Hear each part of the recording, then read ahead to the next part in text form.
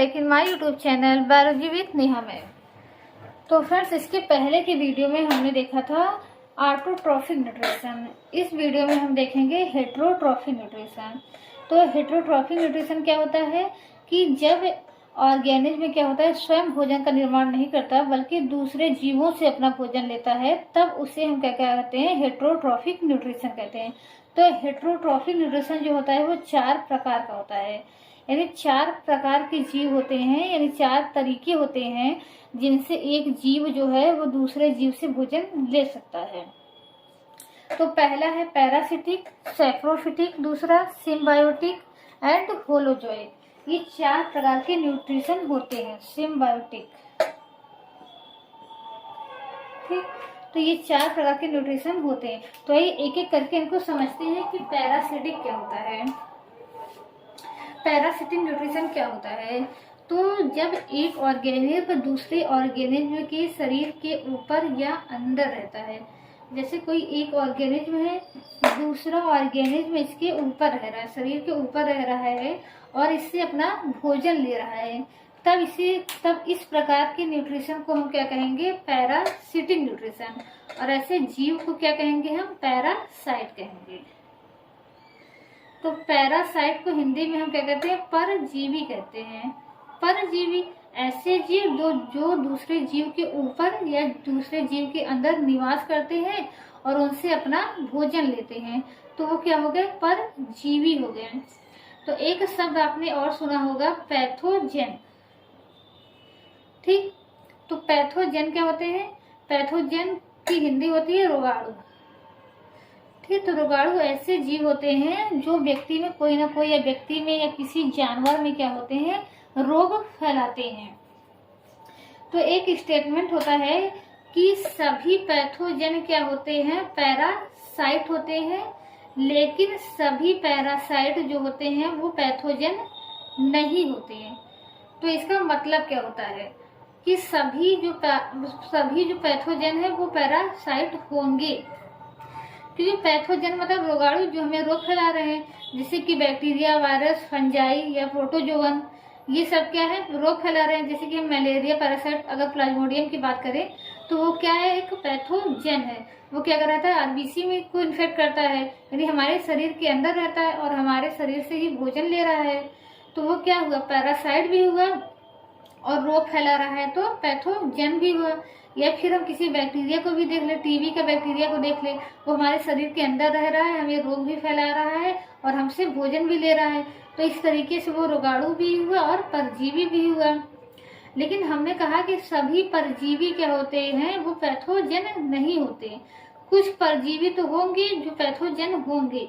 जैसे कि अगर हम टीबी के बैक्टीरिया की बात करें, तो जो टीबी का बैक्टीरिया है वो परजीवी तो है ही, क्योंकि हमारे शरीर के अंदर रह रहा है और हमारे शरीर से भोजन ले रहा है और रोग फैला रहा है। तो रोग फैला रहा है तो ये क्या हो गया, रोगाणु भी हो गया। लेकिन अगर हम जू की बात करें, खटमल की बात करें, तो ये सभी क्या होते हैं, एनिमल के शरीर में रहते हैं, उनसे भोजन भी लेते हैं। लेकिन अगर जू की बात करें तो कोई भी रोग नहीं फैलाता। तो इसीलिए जू क्या है, पैरासाइट तो है लेकिन कोई भी पैथोजन नहीं है। इससे क्या होता है, कोई भी रोग नहीं होता। तो इसीलिए कहा गया है कि सभी जो परजीवी और सभी जो पैथोजन होते हैं वो क्या होते हैं, परजीवी होते हैं। लेकिन जरूरी नहीं है कि जितने भी परजीवी हो वो सभी पैथोजन ही हो, ठीक। कुछ परजीवी ऐसे होते हैं जो हमारे शरीर में रहते हैं, हमारे शरीर से भोजन ले रहे हैं, किसी भी एनिमल के शरीर में रहते हैं, उनसे भोजन लेते हैं, लेकिन उन्हें कुछ रोग नहीं फैलाते। और कुछ परजीवी ऐसे रहते हैं जो शरीर के अंदर रहते हैं, भोजन भी लेते हैं और उन्हें रोग भी फैलाते हैं। तो वो क्या हो गए, वो परजीवी भी हो गए और पैथोजन भी हो गए। तो इस तरीके से आपको समझ में आ गया पैरासाइट क्या होता है, या पैरासिटिक न्यूट्रिशन क्या होता है, जब दूसरे जीव के ऊपर रह करके उससे भोजन लिया जाए, ठीक। सैप्रोफिटिक न्यूट्रिशन क्या होता है, या सैप्रोफाइट क्या होते हैं? तो अगर आपसे पूछा जाए तो आप यही सिंपल सा डेफिनेशन बताएंगे कि वे जीव जो सड़े गले पदार्थों से अपना भोजन लेते हैं। तो इसका क्या मतलब है, कोई पदार्थ अगर सड़ गल रहा है, अगर वो जाकर के उससे भोजन लेते हैं, यानी अगर कहीं कुछ सब्जी सड़ रही है, अगर गाय जाकर के उसको खा लेती है तो गाय के सैप्रोफाइट हो गई? नहीं।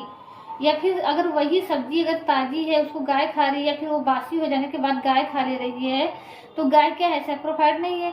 लेकिन अगर बैक्टीरिया फंजाई है तो हम कह रहे हैं कि अगर सड़े गले पदार्थों से अपना भोजन लेने वाले जीवों को हम सैप्रोफाइट कहते हैं।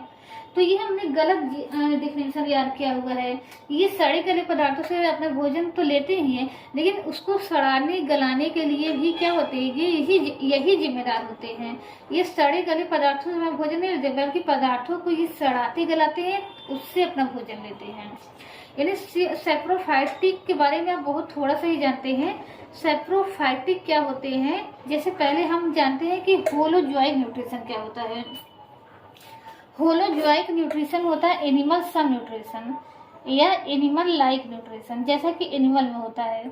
तो हम क्या करते हैं, हम सबसे पहले कोई भोजन लेते हैं तो भोजन का क्या होता है, इंजेशन होता है। इंजेशन का मतलब होता है कि भोजन को ग्रहण करना, और भोजन को ग्रहण करने के बाद क्या होता है, उसका डाइजेशन होता है, यानी भोजन का हम पचाते हैं।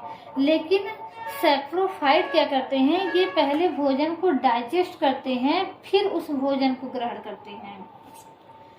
हमारे पास अंतर्ग्रहण के लिए क्या होता है, भोजन को अंतर्ग्रहण करने के लिए मुख होता है, लेकिन इनके पास मुख नहीं होता, तो ये भोजन को डाइजेस्ट करते हैं, फिर उस भोजन को एब्जॉर्ब कर लेते हैं। जैसे कि ये कोई रोटी है, ब्रेड का टुकड़ा है, तो इस पे क्या गिरेगा, इस पे कोई बैक्टीरिया गिरेगी। मान लीजिए बैक्टीरिया की एक सेल है। अब रोटी किससे बनी हुई है, रोटी बनी हुई है आपकी कार्बोहाइड्रेट से, और अगर कार्बोहाइड्रेट में पूछे कौन सी कार्बोहाइड्रेट है तो पॉलीसेकेराइड है। पॉलीसेकेराइड में कौन सी कार्बोहाइड्रेट है तो स्टार्च है। इस रोटी में क्या है, स्टार्च है। तो हम जानते हैं कि जितने भी बड़े मॉलिक्यूल हो, जैसे स्टार्च है, प्रोटीन है, लिपिड है, न्यूक्लिक एसिड है, ये सभी क्या होते हैं, ये सभी एक सेल के अंदर नहीं जा सकते, चाहे बैक्टीरिया की सेल हो चाहे हमारी सेल हो। तो इनका क्या होता है, डाइजेशन होता है, यानी स्टार्च किस में टूटेगा, ग्लूकोज में टूटेगा। इसी प्रकार रोटी में प्रोटीन भी होता है, ग्लूटीन। तो जो प्रोटीन है वो टूटेगा किस में, अमाइनो एसिड में टूटेगा। उसी प्रकार अगर कोई सब्जी है, कोई वेजिटेबल या कोई और पदार्थ है, अगर उसमें लिपिड भी है तो लिपिड किस में टूटेगा, फैटी एसिड में प्लस ग्लिसरॉल में। न्यूक्लिक एसिड किस में टूटेगा, न्यूक्लिक एसिड 3 चीजों में टूटेगा, पेंटोज शुगर में, फास्फेट में, नाइट्रोजनस बेस में।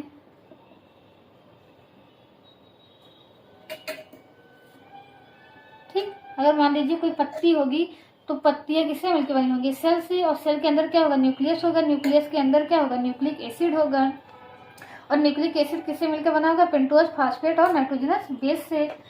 तो मैंने कहा कि कोई भी सेल जो होती, चाहे हमारी सेल हो, चाहे बैक्टीरिया की सेल हो, चाहे फंजाई की सेल हो, वो क्या करती है, जटिल मॉलिक्यूल के रूप में फूड को एब्जॉर्ब नहीं कर सकती।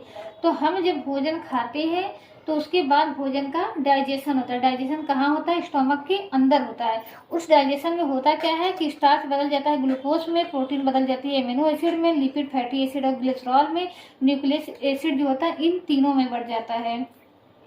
इसके बाद क्या होता है, इनका एब्जॉर्प्शन हो जाता है, यानी ये चीजें कहाँ चली जाती हैं, ये चीजें छोटी आंत से ब्लड में चली जाती है, फिर उसके बाद ब्लड से ये कहाँ चली जाती है, हमारे एक एक सेल में चली जाती हैं।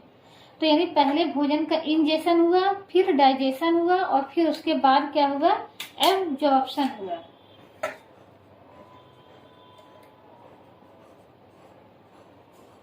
ठीक, तो लेकिन इनमें क्या होता है, मान लीजिए कोई सब्जी का टुकड़ा या रोटी का टुकड़ा ही है, ठीक, तो उसके ऊपर क्या है, बैक्टीरिया है। अब बैक्टीरिया क्या करेगी, जो एंजाइम हम लोग के शरीर में अंदर सीक्रेट होता है, जैसे प्रोटीन को पचाने के लिए प्रोटीएज, लिपिड को पचाने के लिए लाइपेज, तो ये वही एंजाइम क्या करेगी, बाहर रिलीज कर देगी। तो अब रोटी में जो स्टार्च है वो किसमें डाइजेस्ट हो जाएगा, ग्लूकोज में डाइजेस्ट हो जाएगा, और ये ग्लूकोज को ये सेल क्या कर लेती है, अब्जॉर्ब कर लेती है, जैसे हमारी सेल अब्जॉर्ब कर लेती है ग्लूकोज को, ठीक, ब्लड से। तो यानी इनमें क्या होता है, इंजेशन नहीं होता है। ठीक, तो इनमें क्या होगा, सबसे पहले डाइजेशन होगा, डाइजेशन के बाद क्या हो जाएगा, एब्जॉर्प्शन हो जाएगा। तो डाइजेशन दो प्रकार का होता है, एक इंट्रासेलुलर डाइजेशन, तो जब कहाँ हो, शरीर के अंदर हो, सेल के अंदर हो, तो यहाँ पर क्या है, एक्स्ट्रा सेलुलर डाइजेशन हो रहा है।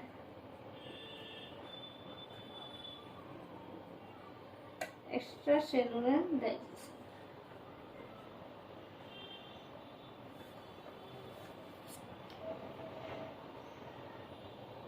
ठीक, तो यहाँ भोजन क्या हो रहा है, भोजन शरीर के अंदर नहीं पच रहा है, बल्कि शरीर के बाहर ही भोजन का क्या हो जा रहा है, डाइजेशन हो जा रहा है।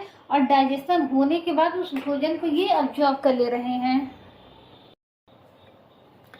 तो एनिमल में क्या होता है, एनिमल पहले भोजन को ग्रहण करते हैं, फिर उनका स्टोमक में डाइजेशन होता है, फिर छोटी आंत में उनका पाचन हो जाता है। छोटी आंत से कहाँ जाते हैं, ब्लड में जाते हैं, ब्लड से एक एक सेल में जाते हैं। लेकिन जो सैप्रोफिटिक एनिमल होते हैं वो क्या करते हैं, वो बाहर ही एंजाइम में रिलीज कर देते हैं, यानी वो भोजन को अंदर नहीं पचाते, बाकी भोजन को बाहर ही पचा देते हैं। इस फॉर्म को वो कन्वर्ट कर देंगे इस फॉर्म में, और फिर ये क्या है, सिंपल फॉर्म, और ये सिंपल फॉर्म जो है वो बैक्टीरिया के अंदर एब्जॉर्ब हो जाएगा डिफ्यूजन के द्वारा।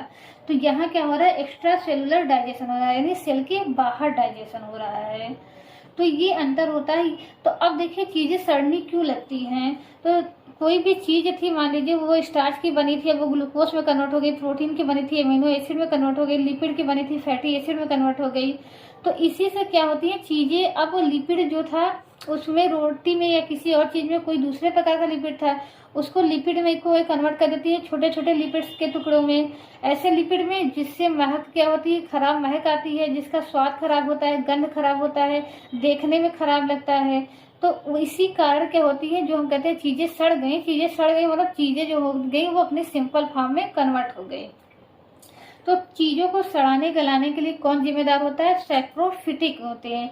एक तो पूरी पृथ्वी पर कौन है सैप्रोफिटिक, बैक्टीरिया और फंजाई, यही दो ही ऑर्गेनिज्म है जो सैप्रोफिटिक है, बैक्टीरिया एंड फंजाई।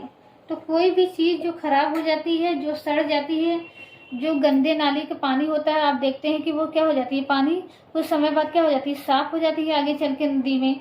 तो ये किसके कारण होता है, बैक्टीरिया और फंजाई के कारण होता है। कूड़े का ढेर जो होता है, कहीं पर कोई एनिमल पड़ा हुआ है, कोई प्लांट का अवशेष है, वो भी सड़ गल करके मिट्टी में मिल जाता है, तो किसके कारण, सैप्रोफिटिक एनिमल के कारण।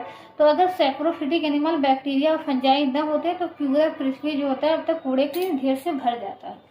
तो सैप्रोफिटिक एनिमल क्या है, ये पृथ्वी के लिए बहुत ही उपयोगी है। इन्हें क्या कहते हैं, डीकम्पोजर कहते हैं। इन्हें हम किस और नाम से जानते हैं, decomposer.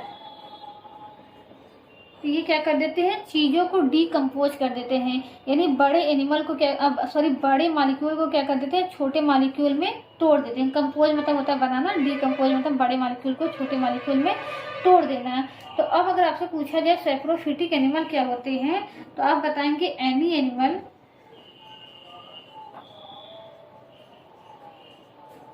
Animal that,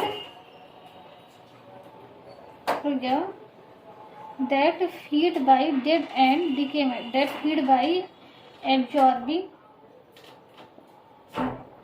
dead and decay matter, dead and decay matter।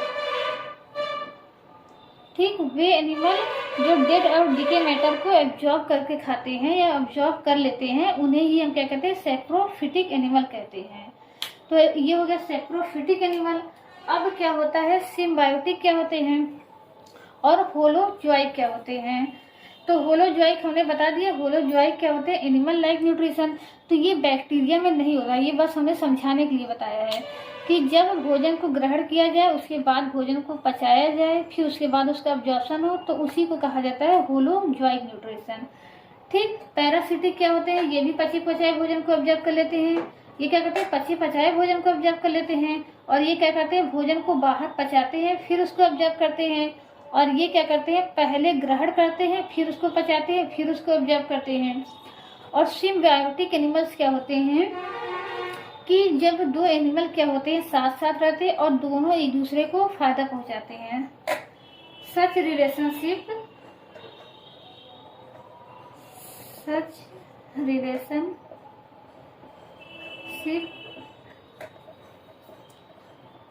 in which both organism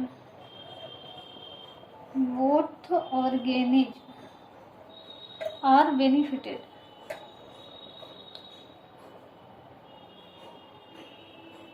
ठीक, तो हमने एक पैरासाइट का एग्जांपल देखा, जैसे टीबी का बैक्टीरिया क्या है, हमारे शरीर के अंदर चला गया और हमें रोग फैला रहा है और हमसे भोजन ले रहा है। ठीक, लेकिन कुछ ऐसे बैक्टीरिया होते हैं, आप लोगों ने पढ़ा होगा कि यूजफुल बैक्टीरिया। तो ये बैक्टीरिया क्या होते हैं कि हमारे शरीर के अंदर विटामिन का संश्लेषण करते हैं, जैसे विटामिन बी का।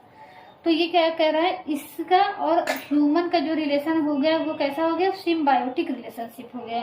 क्योंकि ह्यूमन को क्या फायदा हो रहा है कि ह्यूमन को विटामिन बी मिल रहा है, और बैक्टीरिया को क्या फायदा हो रहा है कि बैक्टीरिया को रहने के लिए जगह मिल रही है, और ह्यूमन का पचा पचाया उसको भोजन मिल रहा है। ठीक, तो ये भी क्या करते हैं, ये भी भोजन को ग्रहण करते और पचाते नहीं है, ये भी भोजन को पचा पचाए भोजन को ही एब्जॉर्ब करते हैं। लेकिन ये जिससे एब्जॉर्ब करते हैं उसको नुकसान नहीं पहुंचाते, बल्कि उसको भी फायदा पहुंचाते हैं। तो जब एक एनिमल दूसरे एनिमल से भोजन ले और बदले में उसे कुछ दे, तब इसको कहते हैं सिम्बायोटिक न्यूट्रिशन। तो इस तरीके से हमारा हो गया पैरासिटिक, सैप्रोफिटिक, सिम्बायोटिक और होलोजोइक न्यूट्रिशन। तो यहाँ हमारा न्यूट्रिशन अच्छे से समाप्त होता है। अगर कोई टॉपिक आपको इसमें से न समझ में आया हो तो प्लीज़ कमेंट करके बताइएगा, और ये अच्छे से याद कर लीजिएगा कि कौन किसका एग्जाम्पल है। तो मैं आपको यहाँ कुछ एग्जाम्पल दे रही हूँ, तो आपको बताना है कमेंट करके कि किसका एग्जाम्पल है। जैसे लैक्टोबैसिलस, तो अब तक हमने जो पढ़ा सब, कीमोसिंथेटिक या ऑक्सीजेनिक जो भी हमने पढ़ा है सब आपको बताना है।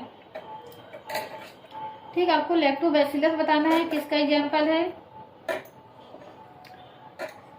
नाइट्रोसोमोनास बताना है,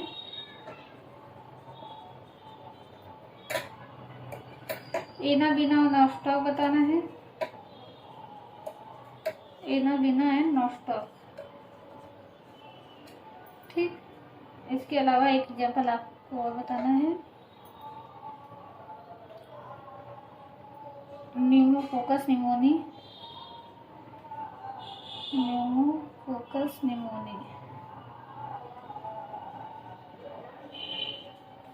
ये चार आपको बताने हैं कि किसके एग्जाम्पल है, lactobacillus, Nitrosomonas, Anabaena and nostoc, और क्या है एक न्यूमोकोकस निमोनी, और एक आपको ये बताना है डाइटम। ठीक, ये 5 एग्जाम्पल आपको बताने हैं कमेंट करके। ओके फ्रेंड्स, अगर आपको वीडियो पसंद आ रहा हो तो इसी तरह चैनल को पसंद करते रहिए, वीडियो को लाइक करते रहिए। थैंक यू, धन्यवाद।